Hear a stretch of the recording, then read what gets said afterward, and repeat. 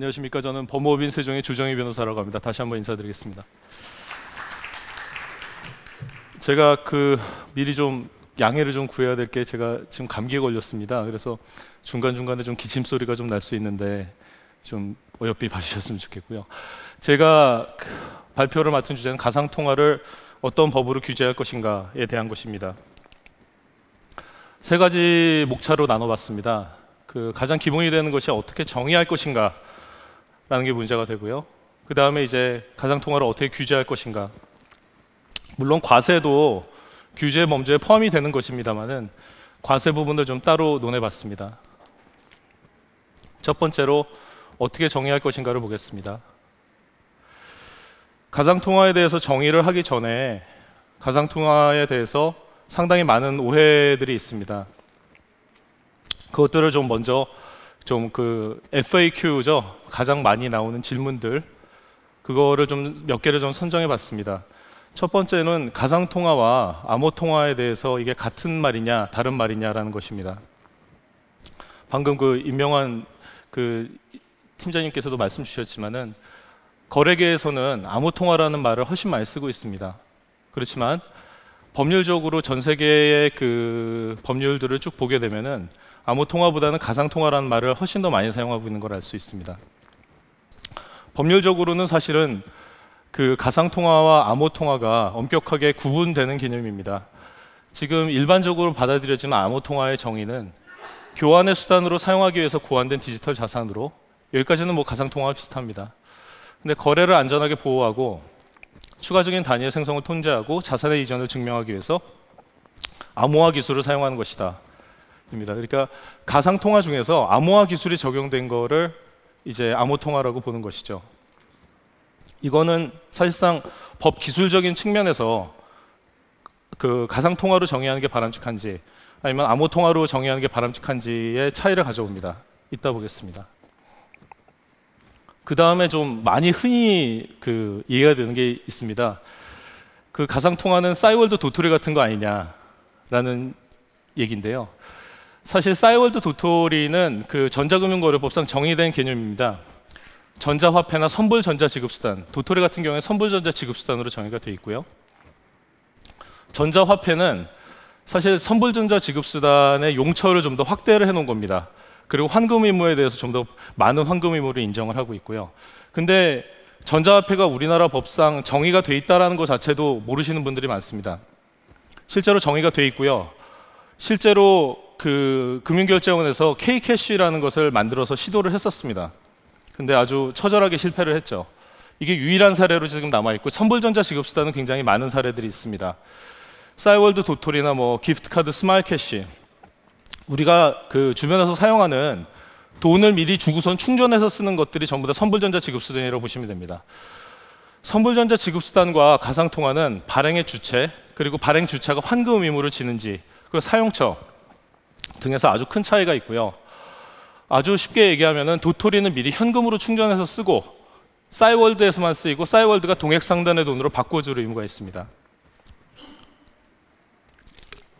지금 문제가 가상통화를 어떻게 정의를 할 것인가를 놓고 지금 정부 내에서 이거 선불전자 지급수단으로도 볼 수 있는 거 아니냐, 그런 논의가 있는 걸로 알고 있는데, 만일에 이거를 선불전자 지급수단으로 포섭을 하게 되면은 발행 주체들이 거기에 대해서 환금하는 의무, 그러니까 가상통화를 갖다가 다 돈으로 바꿔야 되는 의무를 채무로서 지게 됩니다.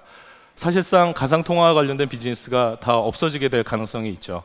그래서 그 부분에 대해서는 지금 많은 전문가분들이 반대 의견을 내고 있는 상황입니다. 어쨌든 지금 상황에서는 구별되는 개념이라는 거 일단 알아두시고요.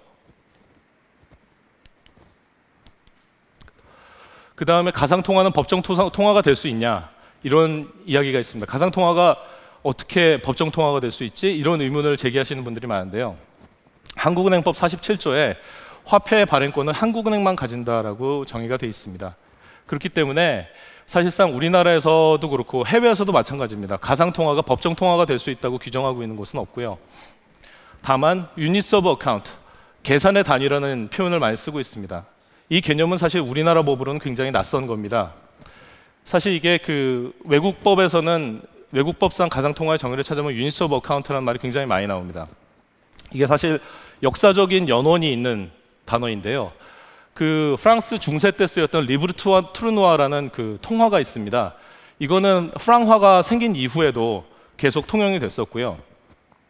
그래서 그 미국이 루이지애나주를 매입을 할 때 프랑과 달러와 리브르 트루누아 이 세 가지로 표시를 했습니다. 그 당시에도 리브르 트루누아는 법정 화폐가 아니었고요. 그렇기 때문에 유럽 사람들은 그 가상 통화에 대해서 받아들이는 그 의미가 우리랑은 좀 다릅니다. 역사적으로 이런 리브르 트루누아 같은 그 유니서버 어카운트들이 존재를 했기 때문에 법정 화폐가 아니지만 법정 화폐처럼 쓰일 수 있는 계산의 단위가 있을 수 있다는 거에 대해서 훨씬 더 유연하게 받아들이고 있는 거죠. 그런 차이가 있다는 거를 좀 이해해 주시면 좋을 것 같습니다. 그래서 가상통화의 화폐성을 인정한다는 것은 가상통화가 법정 통화가 된다는 것이 아님을 유의할 필요가 있습니다. 그래서 가상통화를 어떻게 정의할 것인가의 문제는 광의 디지털 화폐가 있다면 가상통화가 다른 범주로 잡혀 있고 그 안에서 암호화 기술을 사용하는 것이 암호통화라고 할 수 있습니다. 그래서 이걸 법률적인 정의하는 방식을 보면은 전 세계적으로 암호통화처럼 아주 좁게 정의하고 있는 그런 사례들도 있습니다. 보다 정확하고 상세한 정의라고 볼 수 있겠죠. 근데 실제로는 좀 넓게 정의를 하면서 개별적인 예외를 인정하고 있는 그러한 경우들도 많습니다. 이게 오히려 일반적인 경우라고 볼 수 있을 겁니다. 여러 입법 내에서 이런 그 정의를 택하고 있고 Virtual Currency라는 가상통화라는 용어를 쓰고 있습니다. 지금 국회에 계류 중인 법률안을 보겠습니다. 여기서 보면은 제가 이거를 가지고 온 이유가 가상통화, 가상화폐, 암호통화라는 식으로 전부 다 다른 박용진 의원안, 정태욱 의원안, 정배구 의원안에서 전부 다 다른 정의를 사용하고 있는 걸 알 수 있습니다. 여기 정병국 의원안을 보면은 분산된 비중앙 집중식 저장소 및 관리자 방식의 컴퓨터 암호화 기술이 기반을 둔 것, 암호통화라는 정의를 두고 있습니다. 이거는 전 세계적으로 봤을 때도 굉장히 이례적인 부분인데요.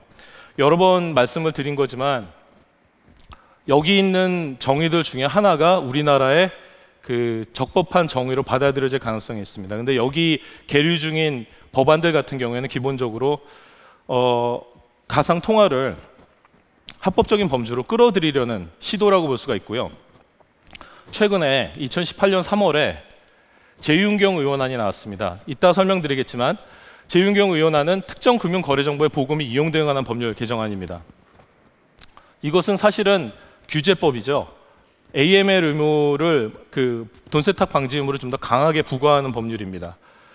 그래서 오히려 앞에서 보신 어떻게 보면 가상통화를 합법적인 범주로 끌어들이려는 법률안보다 이 재윤경 의원안이 사실상 규제를 강화하는 방안이기 때문에 좀 더 빨리 입법화될 거라고 거래계에서는 예상을 하고 있습니다. 근데 재밌게도 규제를 하기 위해서는 정의가 필요하잖아요. 그래서 재윤경 의원 안에서도 가상통화의 정의 규정을 두고 있습니다. 이게 앞서 나온 여러 법률안의 그 가상통화에 대한 정의를 좀 합쳐놓은 거라고 볼 수가 있을 텐데요. 뭐 자세한 내용은 이렇게 보시면 되시겠지만 여기서도 마찬가지로 선불전자 지급수단은 제외하고 있습니다. 전자화폐도요. 유연성을 둔 것이 사호에서 거래의 형태와 특성을 고려해서 대통령령으로 정하는 것. 그래서 구체적인 그런 규제, 가상통화를 어느 범주까지 볼 수 있느냐를 사실 대통령령으로 세부적으로 정할 수 있도록 규제를 해놨습니다. 제 생각에는 아마 이 정의가, 이 재윤경 의원안의 정의가 현실적으로 입법화되는 것이 가장 빠르지 않을까 그렇게 생각을 하고 있습니다. 그 다음으로 가상통화를 어떻게 규제할 것인가를 보겠습니다. 정의가 이제 어느 정도 정리가 됐으니까요. 규제는 어떻습니까? 리스크가 있는 곳에 규제가 있습니다, 사실. 그렇기 때문에 가장 리스크가 높은 영역부터 규제를 하게 되고요.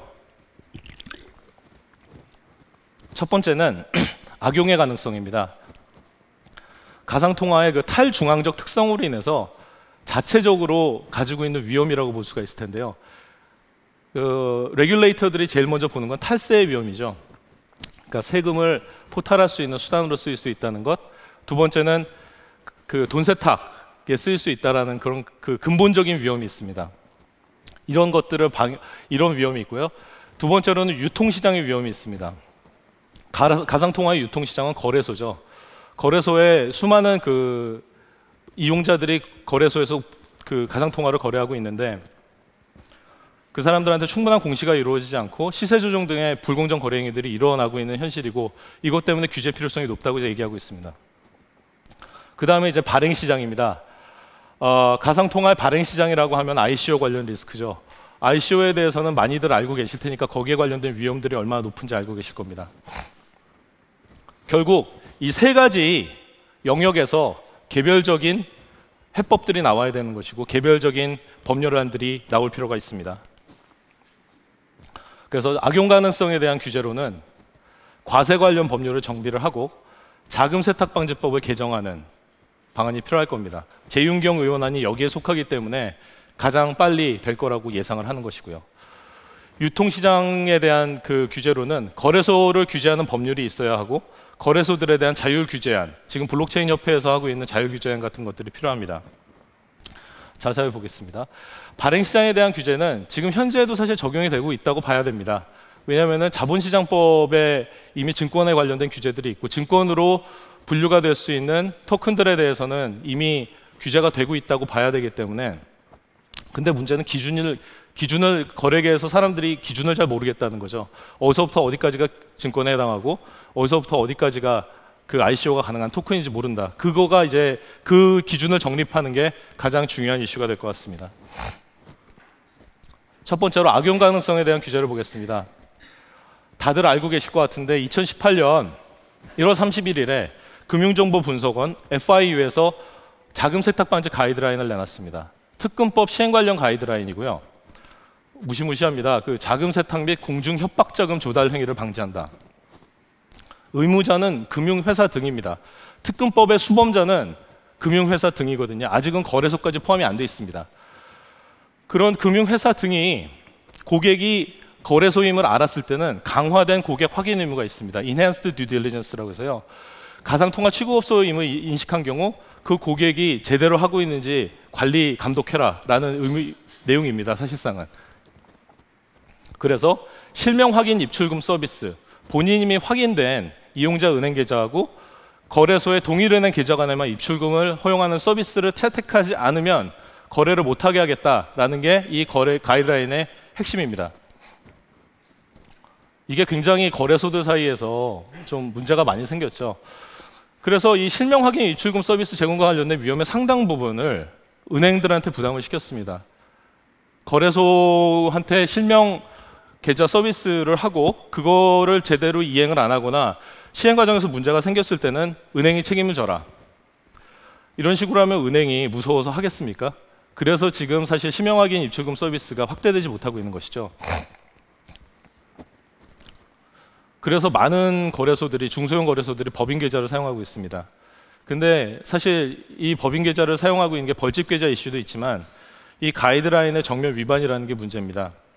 지금 그 사실 그 금융감독 당국에서 본격적으로 실사를 해가지고 문제를 삼거나 그러지는 않고 있는 것 같은데 사실 이 법인 계좌 사용의 문제는 이 가이드라인이 생길 때부터 FIU에서 계속 위법이라는 걸 강조를 해왔던 것이기 때문에 때리려면 언제든지 때릴 수 있는 그런 상태라고 보시면 될 것 같습니다. 악용 가능성에 대한 규제에서 이 특근법을 그래서 아까 말씀드린 것처럼 수범자가 아까 가이드라인에서의 수범자는 금융회사 등이라고 말씀드렸잖아요. 그래서 재윤경 의원안이 나왔습니다.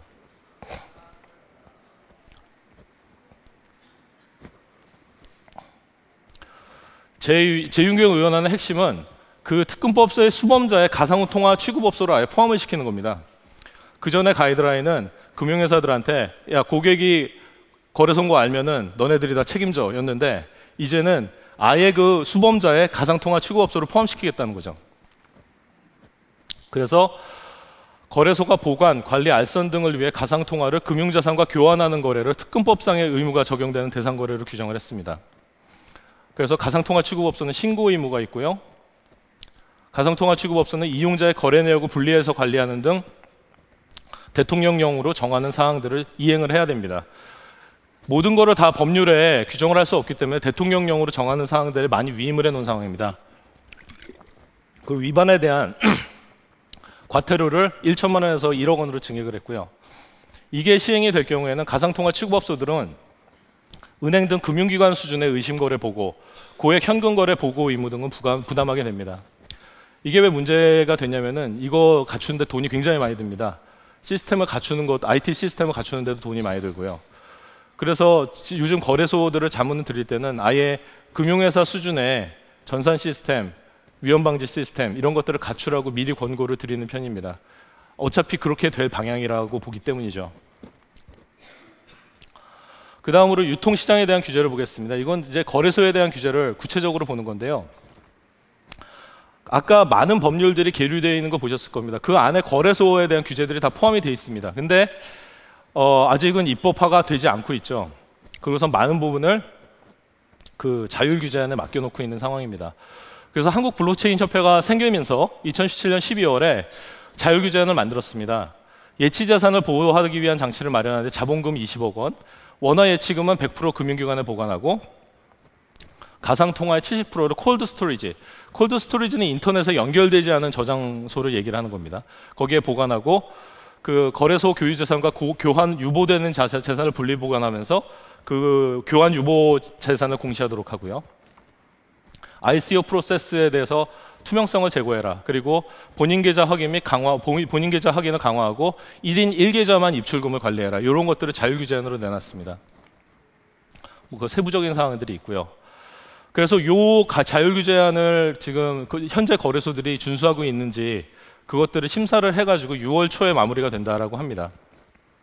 그래서 마무리가 되면은 거기서 이제 어떻게 보면은 인증을 해주는 거죠. 이 거래소는 우리 거래 그 가이드라인을 잘 지키고 있으니까 계좌나 뭐 이런 측면에서 좀 더 협조를 해달라.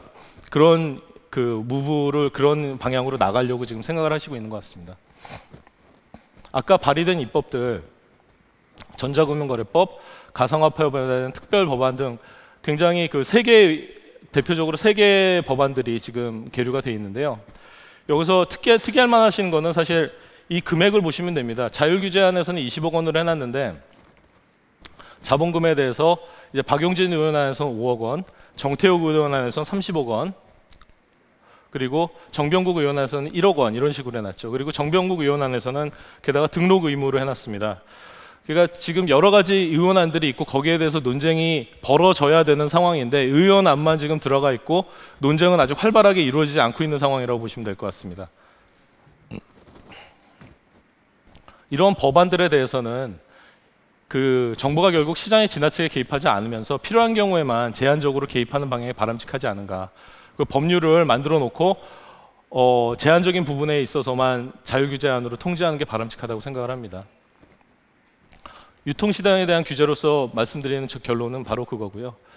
가장 문제가 되는 게 이제 그 시세조정 등의 시장 교란 행위에 대한 처벌이 자율규제안에서도 지금 사실은 이 부분에 대해서 만들기가 어렵습니다. 이건 사실 처벌을 해야 되는 거라 그 법률에 규정이 돼야 되는 거거든요. 근데 굉장히 많은 이슈들이 지금 생겨나고 있죠. 잘 아시다시피 뭐 자전거래라든가 뭐 코인을 띄우기 위해서 뭐 시세 조정을 한다든가 여러 가지 문제들이 거래소 안에서 벌어지고 있는데 거기에 대해서 제대로 통제가 안 되고 있는 상황입니다. 사실 그런 부분들에 대해서 통제를 하기 위해서라도 빨리 법률로 규정될 필요가 있지 않은가 그런 생각을 해봅니다. 그 다음으로 발행시장에 대한 규제입니다. 가장 흔한 게 ICO를 금지해놨기 때문에 국내에서 ICO에 대해서 적용되는 법률은 없지 않냐 이런 질문을 많이 받습니다. 근데 대답은 아니옵니다. ICO에 대해서 토큰에 대해서 적용된다고 명시적으로 선언하고 있는 법률이 없는 거지 자본시장법이나 유사수신 행위 규제에 관한 법률이나 형법, 특경법 등이 모두 적용이 가능합니다. 여기서 문제되는 행위는 결국 토큰을 ICO 하면서도 하지 말아야 되는 것이고요. 근데 그 부분에 대해서 오해가 있기 때문에 제대로 법률적인 조언을 받지 않고 ICO를 하시는 분들 같은 경우에 앞으로 상당한 문제가 발생할 거라고 그렇게 예상하고 있습니다. 전 세계적인 트렌드를 보면 발행시장에 대한 규제에서 ICO에 대해서 좀 적극적으로 허용하고 있는 국가는 에스토니아, 지브랄터, 벨라루스를 대표적으로 볼 수 있을 것 같고요. 토큰을 분류하고 뭐 금융기관에서 좀 적극적으로 해석을 해주면서 합법적인 ICO를 유도하는 입장이 스위스, 싱가포르, 미국, 와이오밍주 이렇게 볼 수 있을 것 같습니다. 그에 반해서 일반 증권법적 규제가 적용될 수 있음을 확인하고 니들이 알아서 조심해라 라고 얘기하면서 가끔 이렇게 조사 나와서 때려잡고 이런 입장을 하고 있는 게 지금 SEC고요. 미국에. 금지하고 있는 건 중국이랑 한국이 있을 것 같습니다. 그러면은 결국 이런 상황을 봤을 때 우리나라가 어떻게 나아가야 되느냐에 대한 답은 사실은 약간 제가 봤을 때 명확하다고 생각을 합니다. 적극적 해석으로 합법적 ICO를 유도를 하든가, 아니면 추상적인 기준을 정해놓고 알아서 조심하라고 하든가, 어쨌든 기준은 정하라는 거죠. 그렇게 봤을 때는 스위스, 싱가포르나 미국 이런 방향으로 우리나라의 규제도 나아가지 않을까, 그렇게 생각합니다. 우리나라의 경우 ICO를 금지한다는 얘기가 있었죠. 금융위원회가 작년 9월에 유사수신행위법을 개정을 해서 확대 적용하겠다. 그리고 증권 발행 형식의 ICO를 금지하겠다고 얘기를 했는데, 그 다음에 유사수신행위법 개정이 늦어지면서 사실상 그거를 규율하는 법률이 없게 됐습니다. 그러니까 정부의 발표는 있고, 금지하겠다는 발표가 있고, 금지의 수단을 개정하겠다라는 말이 있었는데 실질적으로 개정이 이루어지지 않은 상황인 거죠. 그래서 말씀드린 것처럼 이 증권법상 규제를 받지 않는 토큰을 좀 구별을 해주고 합법적인 토큰의 ICO를 촉진하는 방향으로 가는 것이 사실 가장 바람직하지 않은가라고 생각합니다. 다음으로 과세 이슈가 있습니다. 저 다음 세션에 발표하실 회계사님이 좀 자세하게 말씀을 해주실 텐데요. 간략하게 보겠습니다. 과세를 하기 위해서는 먼저 법적 성격이 정의가 돼야 되죠. 다들 아시다시피 그 법적인 정의하고 그리고 회계적인 정의가 좀 다를 수가 있습니다. 근데 다행히 이게 뭐 사실 처벌에 관련된, 몰수에 관련된 판결이라서 그렇긴 하지만 우리나라에서는 정리가 됐죠. 이 사안은 사실은 음란 사이트를 운영하던 사람이 음란 사이트 운영의 대가를 비트코인으로 받았고, 그래서 그게 이제 문제가 돼서 몰수를 해야 되는데 그 비트코인을 몰수를 할 수 있냐 없냐라는 거에 대한 판단이었습니다. 1심에서는 형법상의 판단을 했습니다. 그래서 전자화된 파일 형태고 현금과는 다르고 범죄 수익에 해당하는 부분만 특정하기가 어려워서 몰수하기가 어렵다라고 1심에서 봤는데요. 2심에서는 이거는 이제 형법의 문제가 아니라 범죄 수익 은닉의 규제 및 처벌 등에 관한 법률에서 규정하고 있는 재산의 범죄에 포함된다. 형법의 이슈가 아니라 다른 법상의 재산으로 본 겁니다. 그래서 수원지방법원에서는 여러 가지 이유를 들어가지고 몰수의 재산성을 인정을 했는데, 좀 더 뭐 사진 찍으시니까 잠깐 기다릴게요. 이거 사실 찾아보면 다 나오는 겁니다. 이거 일일이 다 말씀드릴 수가 없어서 좀 빨리 진행을 하겠습니다. 대법원 판결에선 이 재산적 가치가 인정되는 무형자산도 몰수할 수 있다라고 판결을 내렸는데 이 이유가 재밌습니다. 비트코인은 재산적 가치가 있는 무형의 자산으로 봐야 된다. 왜냐하면은 비트코인은 가상화폐의 일종이다라는 걸 이유로 들고 있습니다. 이게 약간 저는 되게 충격적이었는데요. 이걸 재산이라고 볼 수 있다는 근거 중에 하나가 가상화폐의 일종이기 때문에 재산이다라는 식의 판단을 대법원에서 했습니다. 이거를 어떻게 해석을 해야 될지는 앞으로 좀 두고 봐야 되겠지만 굉장히 재미있는 해석입니다. 그리고 피고인은 이용자 및 광고주들로부터 비트코인을 대가로 지급받아 재산적 가치가 있는 것으로 네가 취급하지 않았느냐, 네가 재산적 가치가 있는 걸로 취급했으니까 그건 재산으로 봐야 된다라는 입장인 거죠. 지금 시간이 모자르다 그래서 빨리 좀 진행하겠습니다. 이제 회계 처리 방식에 대해서 보시면 이제 빗썸의 감사 보고서에 기재된 내용인데 이게 한국회계기준원에서 이제 가이드를 받아서 정리를 한 겁니다. 핵심은 암호화폐는 유동자산으로 구분하고 있다는 거고요. 그러니까 법률적으로는 몰수할 수 있는 재산적 가치를 인정하는 재산, 그리고 그 회계적으로는 유동자산으로 분류가 된다라는 게 현재까지의 입장이라고 보시면 됩니다. 그러면 사실 과세의 입장도 이걸 통해서 정해지면 되는 것이고요. 과세의 문제는 결국 소득이 어디에서 발생하느냐의 이슈입니다. 소득이 있는 곳에 과세가 있을 수밖에 없고요. 개인이 거래를 했을 때는 소득세가 문제가 될 것이고, 법인이 거래를 했을 때나 법인이 가상화폐 취급업소일 때는 법인세가 문제가 될 겁니다. 거래 자체로서 문제가 되는 거는 이제 가상통화 거래자가 대표적으로 부가가치세를 부담하느냐의 이슈가 될 거고요. 첫 번째로 소득세 이슈를 보시면은 국내에 거주하는 개인이 대표적으로 문제가 되고, 양도소득이 문제인데 중요한 거는 우리나라는 소득의 정의에 대해서 열거주의를 취하고 있습니다. 그 양도소득에 대해서도 법인세법 94조에 굉장히 상세한 규정을 두고 있어서 법인세법 94조에 그 규정이 돼야만 과세가 가능합니다. 그렇기 때문에 아직은 과세가 될 수가 없는 것이고요. 법 개정이 선행이 돼야 됩니다. 법인세는 이거보다는 좀 심플합니다. 왜냐하면은 법인세법상 과세 대상 소득을 좀 포괄적으로 규정하고 있어요. 해당 법인의 순자산을 증가시키는 거래로 인하여 발생한 소득, 여기에 당연히 포섭이 됩니다. 그렇기 때문에 상당수의 국가에서 법인세를 과세하고 있고 실제로 우리나라에서도 법인세법 규정 없이도 법인세법 과세가 가능합니다. 부가가치세는 다들 아시겠지만 이거는 사실 법 정책적인 이슈입니다. 가상화폐의 성격을, 가상통화의 성격을 상품으로 보느냐 화폐에 가까운 지급수단으로 보느냐에 따라서 다르게 볼 수가 있는데, 대부분의 주요 국가에서는 제도적으로 접근했을 때 상당수가 부가가치세를 면세하고 있습니다. 왜냐하면 가상통화 거래에 부가가치세가 과세가 되겠을 때는 이 거래를 하는 과정에서 이중과세 문제가 발생하기 때문인데요. 그건 뭐 나중에 회계사님이 잘 설명을 해주실 거라고 생각을 하고, 그래서 이 부분은 입법적 결단이 필요한 부분이고 입법이 필요한데 비과세 또는 면세 방안이 바람직할 것이다 라는 정도의 그 서제스션을 드릴 수 있을 것 같습니다. 빨리 맺도록 하겠습니다. 그래서 어떤 법으로 규제를 해야 되냐, 먼저 가상통화에 대해서 법률적 정의를 확립을 해야 되고요. 이거는 그 특근법 개정안에서 이루어질 거라고 생각을 합니다. 그리고 이제 그 규제에 대해서는 특근법이 개정되고 거래소 및 ICO 규제를 위한 법률 제정이 필요하고요. 그 다음으로 세법성으로는 소득세법이 개정될 필요가 있겠죠. 양도소득세를 부과를 하려면 필요하고 면세를 하려면은 개정을 안 해도 됩니다. 그리고 부가가치세 과세 여부에 대해서는 정책적 결정이 필요한 상황입니다. 이것을 통해서 결과적으로 규제 공백 상태를 해소할 수 있을 거라고 생각합니다. 감사합니다. 네.